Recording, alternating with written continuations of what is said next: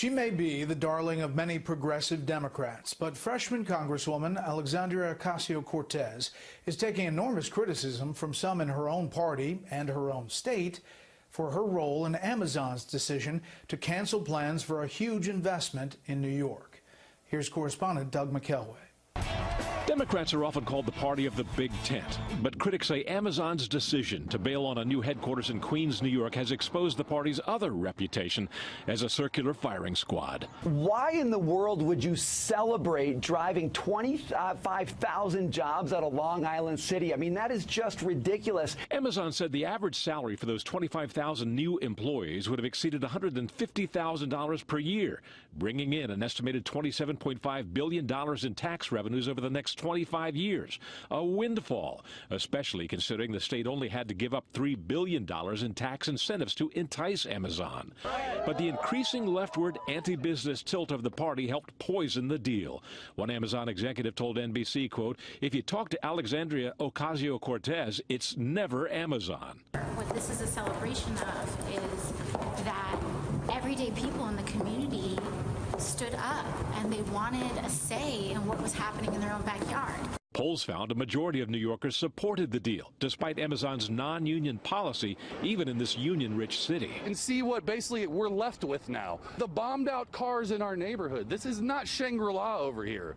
We needed this over here. We needed this. More traditional Democratic politicians supported it too. Governor Andrew Cuomo fumed, quote, "A small group of politicians put their own narrow political interests above their community." We wanted to negotiate a better deal. We didn't want to see those on the left, those who are anti-capitalist, completely kill the deal. It's the latest fissure in a party which is smarting from the controversies of late-term abortion, blackface, and sexual harassment in Virginia, an embarrassing rollout of what some Democrats say is the overly ambitious Green New Deal, and accusations of anti-Semitism within its caucus. Those controversies are all boxes that President Trump may be checking for later use when his re-election campaign gears up. Brett? Doug, thank you. Destroying everything in its path.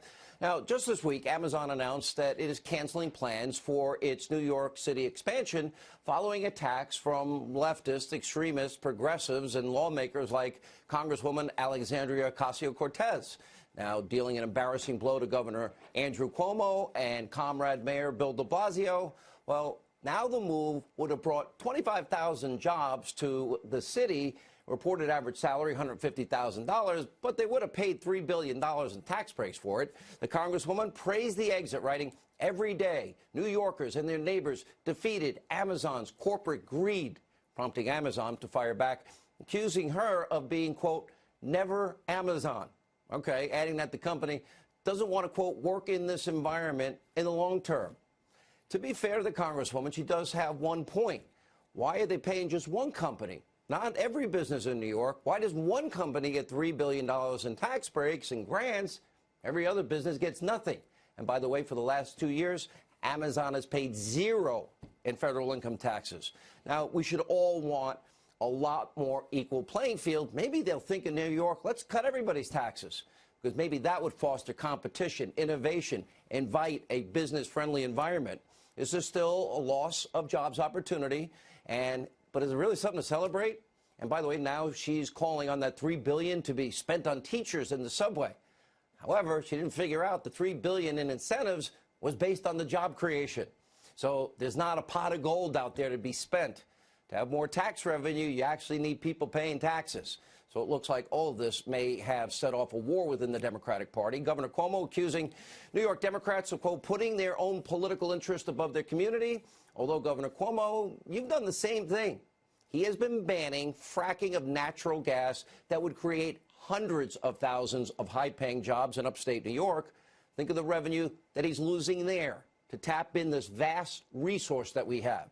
Even Comrade de Blasio told local media that he'd take on any progressive who thinks it's a good idea to lose jobs and revenue.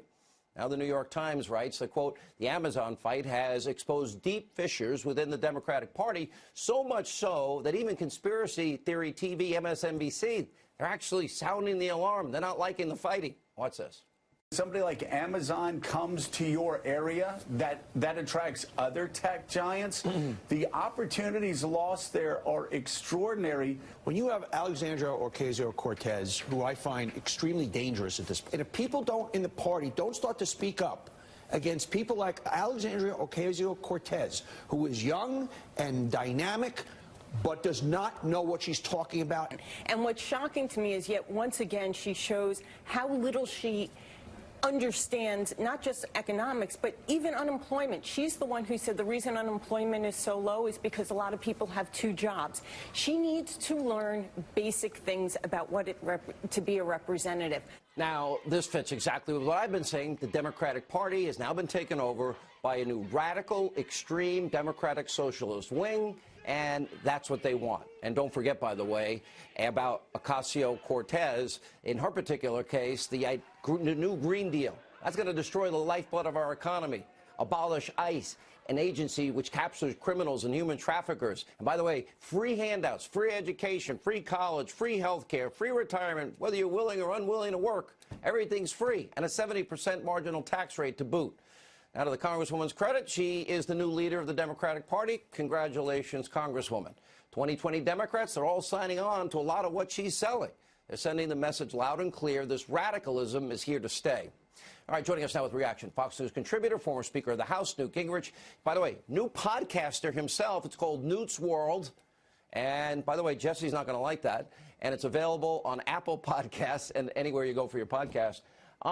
Look, I have a lot of questions for you, but the one thing about New York is they have made it impossible for any business. I got to know Bobby Jindal, Rick Scott, and Rick Perry so well because they constantly came up to New York to visit companies and steal them, and they did so. And New York is losing tens and tens of thousands of people every year, like California and Illinois and New Jersey.